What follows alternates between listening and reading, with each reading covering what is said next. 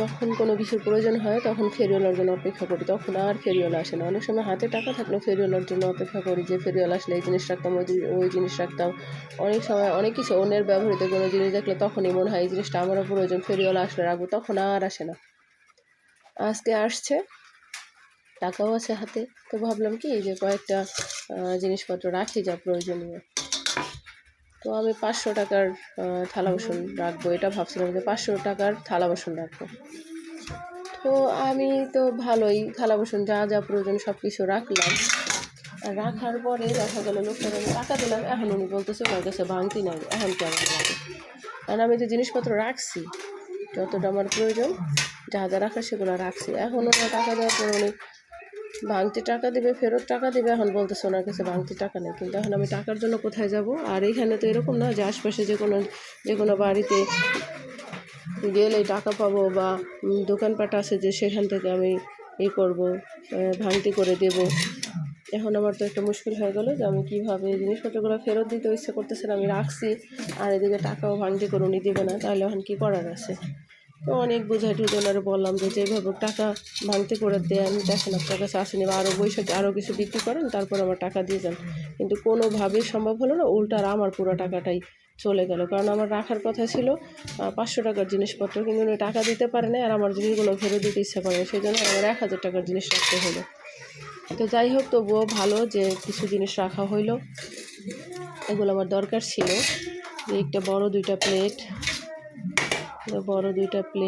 তারপরে ছোট 2টা প্লেট। ভালো লাগে স্টিলের জিনিসপত্রগুলো দেখতে।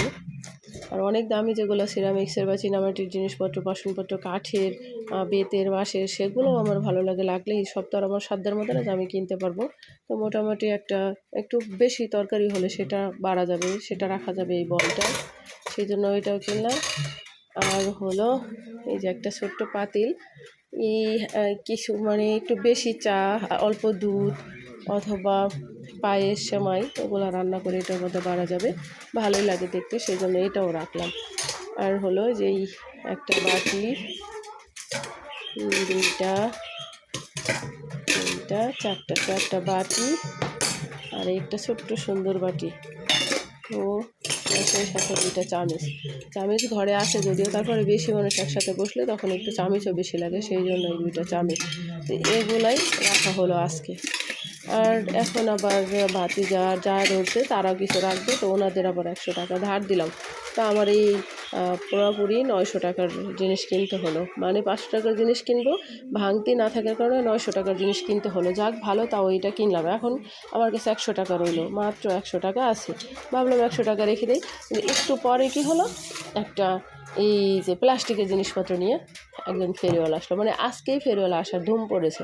প্লাস্টিকের জিনিসপত্র নিয়ে একটা ফেরিওয়ালা আসলো, তখন আমি ভাবলাম যে এখানেও আমার কিছু জিনিস কেনার আছে, যে শাক কেটে যদি ধুয়ে কাটি তাহলে যে কোনো কিছুতেই ধোয়া যায়, যদি কেটে ধুই তাও এরকম একটা সুন্দর জালি লাগে, একবারে বালু, ময়লা, মাটি সব একবারে ঝরে পড়ে যাবে, এরকম সুন্দর একটা জালি লাগে। সেই জন্য আমি শাক ধোয়ার জন্য এরকম এই একটা জালি কিনলাম। এরপরে সিঙ্কে রাখার জন্য, মানে সিঙ্কের মধ্যে যে পানি, ময়লা আবর্জনা সহ পানি আমরা ফালাই সিঙ্কের ময়লা আবর্জনা, ভাত তরকারি সহজে পানি ফালাই, তখন দেখা গেলো ওটা বন্ধ হয়ে থাকে, হাত দিয়ে পরিষ্কার করতে হয়। এটা কিন্তু ভালো লাগে না সবসময় পরিষ্কার করতে, আবার অনেক সময় জমে থাকলে গন্ধ বের হয়। তো সিঙ্কের জালির উপরে এইটা দিয়ে সমস্ত কিছু, একবারে সমস্ত ময়লা আবর্জনা, ভাত তরকারি, পানি সব এটার মধ্যে ফেললে পানিটা সেকে সুন্দর করে সিঙ্কের পাইপ দিয়ে চলে যাবে, আর ময়লাগুলো এটার মধ্যে থাকবে। এটা তুলে শুধু এভাবে তুলে পলিতে ঢেলে ব্যাগে করে দূরে কোথাও ফেলে দিলেই পরিষ্কার পরিচ্ছন্ন হয়ে গেল, সেই জন্য এটা রাখা। এবার সিঙ্কের এখানে দিয়ে রাখবো, তারপরে যত ময়লা আবর্জনা সেটার মধ্যে ঢালবো, পানিগুলো সব সিঙ্কের পাইপ দিয়ে চলে যাবে, ময়লাগুলো এটার মধ্যে থেকে যাবে। এইটা পলের মধ্যে ঢেলে একবারে ফেলে দিলেই হয়ে যাবে, বা এটা বাইরে নিয়ে ছুঁড়ে ফেলে দিলেই হবে, জালি না, ময়লাগুলো ফেলে দিলেই হবে। তো যাই হোক, এই জন্য এইটা রাখা, এটা সিঙ্কের জন্য শুধু। আর ভাবলাম গরমের সময় ভাত তরকারি ঢেকে রাখতে হয়, তো বড় একটা জালি রাখলাম, বড় বলে ভাতটা যখন থাকবে তখন ঢেকে রাখার জন্য। আর ছোট এই 2টা এই তো তরকারি শাক সবজি ঢেকে রাখার জন্য।